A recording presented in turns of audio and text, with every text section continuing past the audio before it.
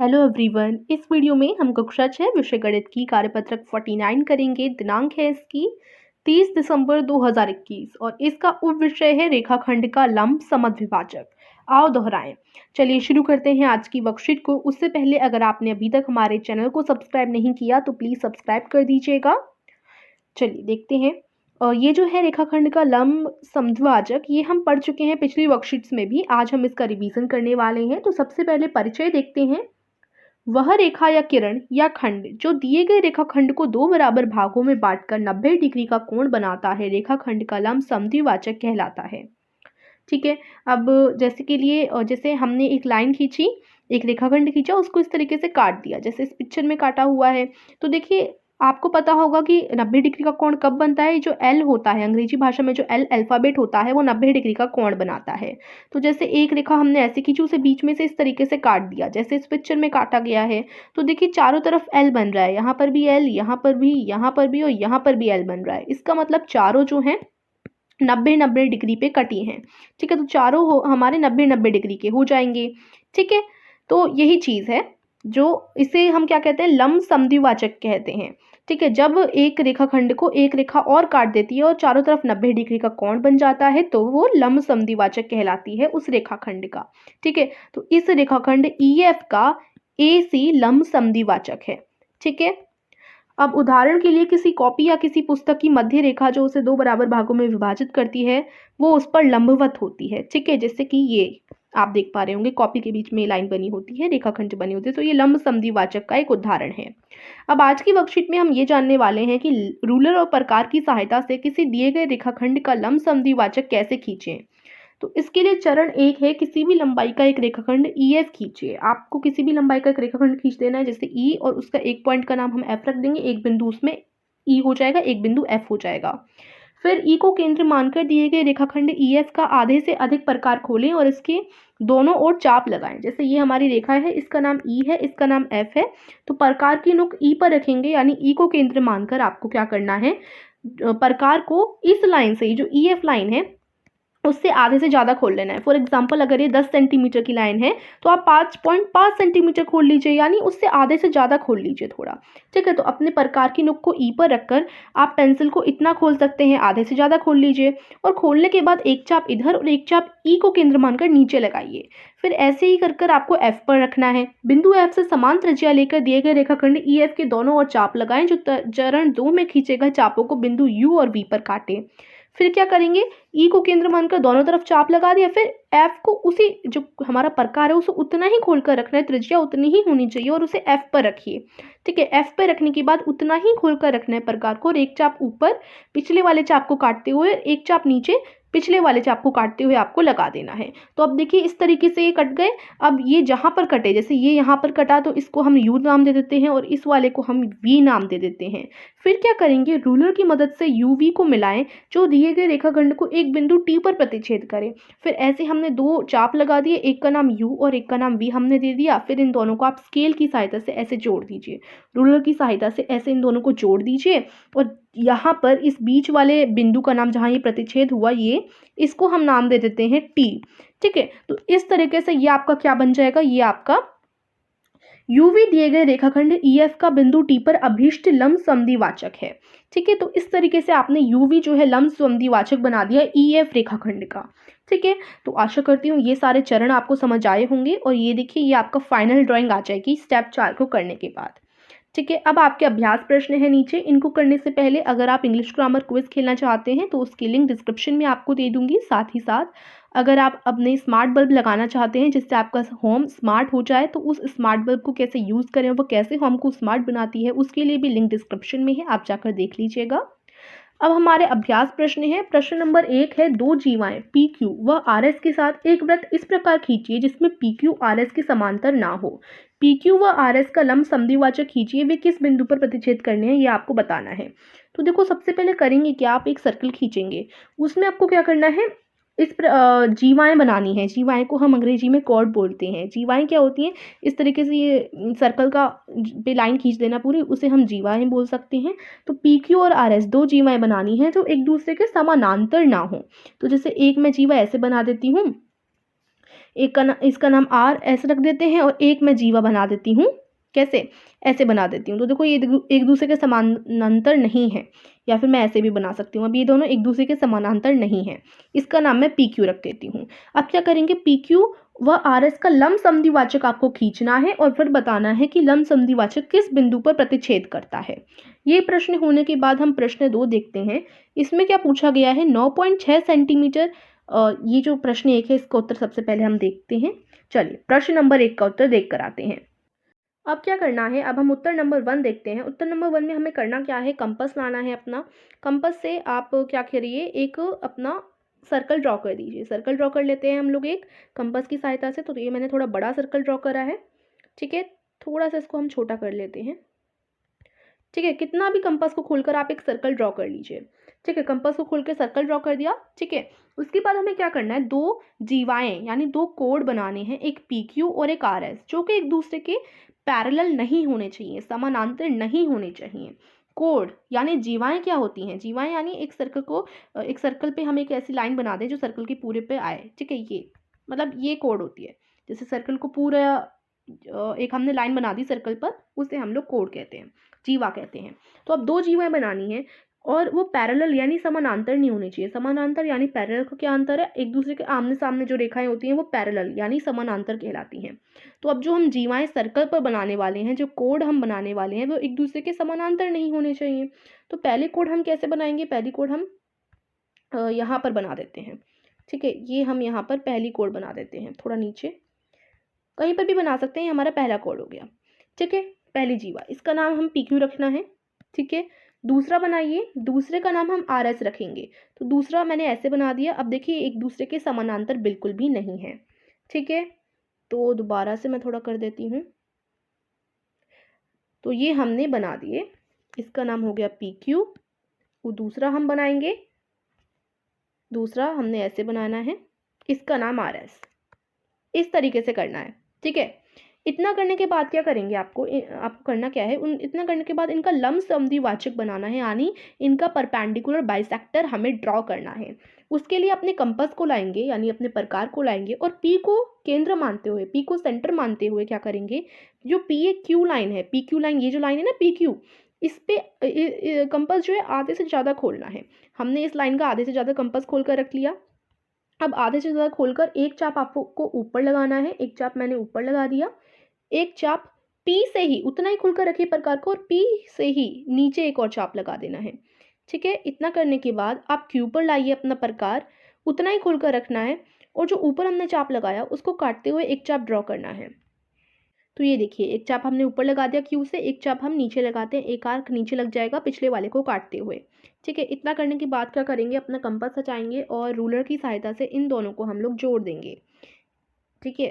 तो यहाँ से इन दोनों को हम जोड़ देते हैं।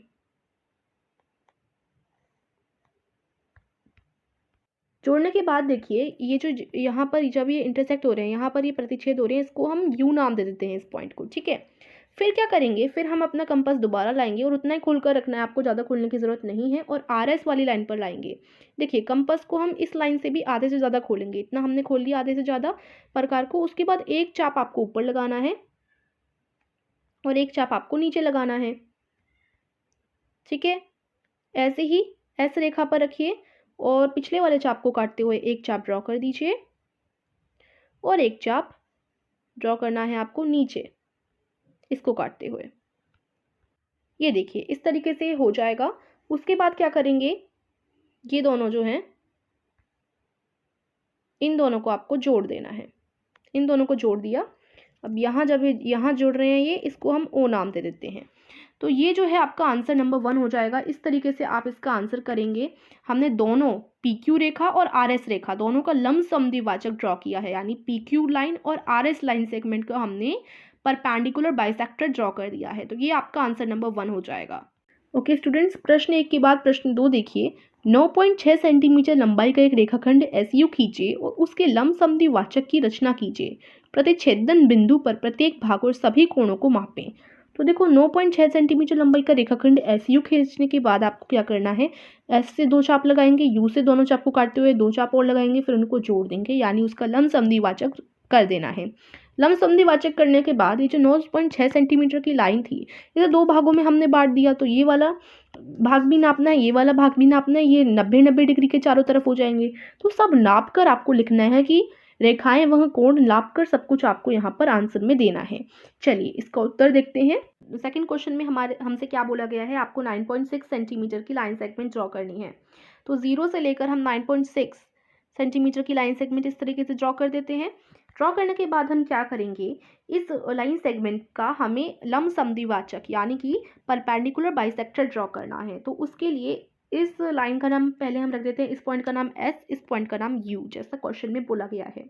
फिर अपना कंपास की नोक आपको S पर रखनी है और 9.6 सेंटीमीटर का हम हाफ, कितना होता है हाफ उसका 4.8 होता है। तो या तो आप आधा खोल लीजिए या आधे से ज़्यादा खोल लीजिए। तो 4.8 पर हम पहले हम क्या करते हैं, देखिए अपना स्केल लाया और 4.8 हम खोल लेंगे अपने कंपास को। तो 4.8 खोल लेते हैं, इतना हमने खोल लिया। ठीक है, अब हम क्या करेंगे, इतना ही खोल कर रखेंगे और एक आर्क हम ऊपर लगाएंगे, एक आर्क हम नीचे लगाएंगे। ठीक है, इसी तरीके से यू पर लगाइए, अपना कंपास यू पर लाइए और उतना ही खोल कर रखना है और एक आर्क ऊपर और एक आर्क नीचे लगाना है।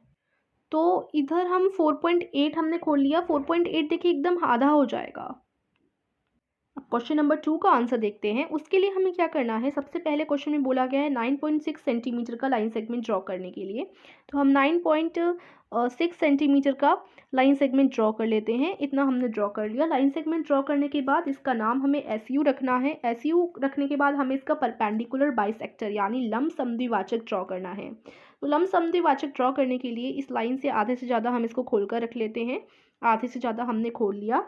ठीक है, अब हम क्या करेंगे, एक आर्क ऊपर लगाएंगे, एक आर्क हमने ऊपर लगाया, एक आर्क हम नीचे लगाएंगे, एक आर्क नीचे लग गया। अब इतना ही खोल कर रखना है सेम और यू पर ले आना है। यू पर लेकर आ गए। अब यू पर लेकर आने के बाद आप ऊपर वाले आर्क को काटते हुए एक आर्क बनाएंगे और नीचे वाले आर्क को भी काटते हुए एक आर्क ड्रॉ करेंगे। ठीक है, ऐसे हमने ड्रॉ किया। अब सिंपली से अपने कंपास को हटा दीजिए और रूलर की सहायता से इन दोनों आर्क्स को आपको जॉइंट कर देना है।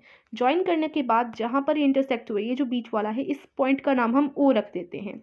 ठीक है, तो इतना हमने कर लिया। अब आप हर एंगल को नाप कर देख सकते हैं।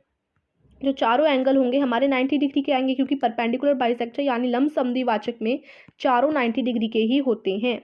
तो 90-90 आप इस तरीके से लिखना है इसमें, क्योंकि क्वेश्चन में बोला गया है कि एंगल यानी सारे कोण और साथ ही साथ सारी लाइंस को आपको क्या करना है, नाप कर लिखना है। तो सारे 90-90 डिग्री के कोण हो गए, ये आपने लिख दिया।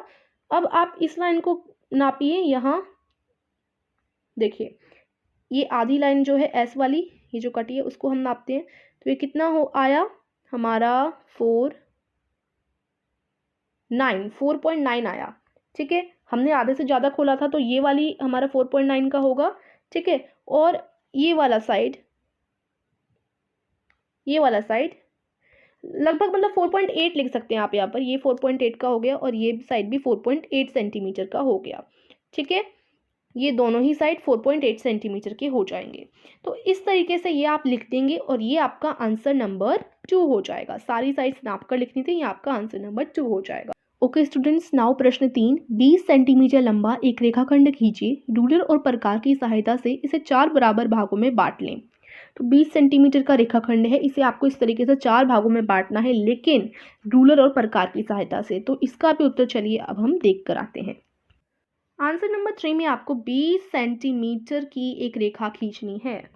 तो 20 सेंटीमीटर काफ़ी लंबा है, तो हम क्या करेंगे, सबसे पहले यहाँ से शुरुआत करते हैं। 15 तक एक रेखा खींच देते हैं।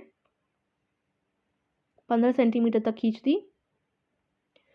अब क्या कीजिए, यहाँ स्केल लगाइए। ठीक है, 15 सेंटीमीटर में 5 सेंटीमीटर जोड़ने पर हमें 20 सेंटीमीटर मिल जाएगा। तो यहाँ से हम क्या करेंगे, लाइन खींचेंगे। स्केल को ऐसे ही लगा दीजिए दोबारा से और 5 सेंटीमीटर तक और लाइन खींच देते। 5 सेंटीमीटर तक हमने एक और लाइन खींच दी। ठीक है, 5 सेंटीमीटर और जोड़ दिया इस रेखाखंड में। तो अब ये 20 सेंटीमीटर की रेखाखंड बनकर हमारी तैयार हो गई है। अब हमें इसमें क्या करना है, इसका लंबसमद्विवाचक बनाना है, यानी परपेंडिकुलर बाइसेक्टर बनाना है। दोनों साइड्स का नाम AB रख देते हैं। ए और बी। अब हम इसका परपेंडिकुलर बाइसेक्टर बनाने के लिए अपने कंपास को ए पर लाएंगे। ठीक है, कंपास को हम यहाँ ए पर ले आते हैं और इस लाइन से आधे से ज़्यादा आप खोल लीजिए, पूरा ही खोल लेना है लगभग कंपास को, और एक आर्क ऊपर लगाइए, एक आर्क नीचे लगाइए, फिर बी पर लगाइए, अपने कंपास को आप बी पॉइंट पर लाइए। ठीक है, अभी हम बी पर लाते हैं, 1 मिनट, हम बी पॉइंट पर ले आए। अब अपने कंपास को आप ए पॉइंट पर रखिए और कंपास को आधे से ज़्यादा खोलिए। तो देखिए मैंने कंपास पूरा खोल लिया, लेकिन इस लाइन का आधे से ज़्यादा नहीं खुल पा रहा है। तो इस केस में आप क्या करेंगे, अब इस केस में आप क्या कर सकते हैं कि अंदाजे से आप क्या कर सकते हैं, आर्क लगा सकते हैं।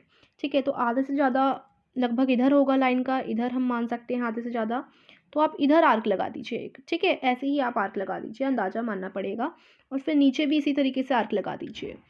फिर बी पॉइंट से कट कर 2 आर्क ऐसे कट जाएंगे इनके। ठीक है, फिर आप इन दोनों आर्क्स को जॉइंट कर लेंगे, इन दोनों आर्क्स को हम लोग इस तरीके से जॉइंट कर देंगे। ठीक है, तो हम जॉइंट कर देते हैं दोनों आर्क्स को। ओके, अब हम क्या करेंगे, तो ये देखिए एकदम सीधे ये जुड़नी चाहिए। फिर ये जो पॉइंट है इसका नाम हम रख देते हैं सी। अब आप क्या करेंगे, यहाँ से इसको लाकर,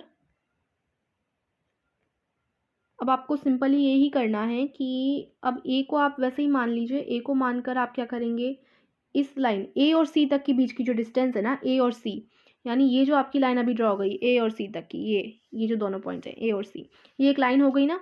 अब इस लाइन को देखो हमें क्या करना है, अब इसका 4 बराबर हिस्से करने हैं, तो उसके लिए ए और सी वाली लाइन से हम आधे से ज़्यादा खोल लेते हैं, यानी इतना मान लो हम खोल लेते हैं। ठीक है, इतना खोलने के बाद हम एक ऊपर आर्क लगाएंगे ए से, और एक आर्क हम लोग नीचे लगाएंगे, चाप। ठीक है, फिर सी बिंदु पर रखिए और पिछले वाले चाप को काटते हुए एक चाप ऊपर, एक चाप नीचे लगा देंगे। ठीक है, फिर इन दोनों को हम लोग जोड़ देंगे। ओके, और जहाँ ये जुड़े उसका नाम हम रख देंगे ओ। फिर क्या कीजिए, इसी कंपास को आप सी पॉइंट पर रखिए, सी पॉइंट पर रखने के बाद उतना ही खुलकर रखिए, एक आर्क ऊपर लगाइए, या आप क्या कर सकते हैं, इस लाइन का आधे से ज़्यादा, देखो उतना ही खुलकर रखना है आप, क्योंकि दोनों लाइन साइड बराबर हैं तो उतना ही खुलकर रखिए। एक आर्क ऊपर लगाइए, एक आर्क नीचे लगाइए, फिर बी पर लाइए अपने कंपास को, हम अपने प्रकार को बी बिंदु पर लाते हैं, और पिछले वाले को काटते हुए एक आर्क यहाँ लगाते हैं, एक आर्क हम लोग नीचे लगा देते हैं इस तरीके से। ठीक है, फिर क्या करेंगे, इन दोनों को भी जोड़ देंगे और इनके बीच वाले पॉइंट का नाम हम रख देते हैं पी। तो इस तरीके से 4 बराबर हिस्सों में बट गया और ये आपका आंसर नंबर हो जाएगा 3। ठीक है, तो आशा करती हूँ यही 3 प्रश्न थे। आशा करती हूँ ये वर्कशीट आपको समझ आई होगी। तो इस वीडियो को लाइक कीजिएगा, चैनल को सब्सक्राइब कीजिएगा। Thank you for watching.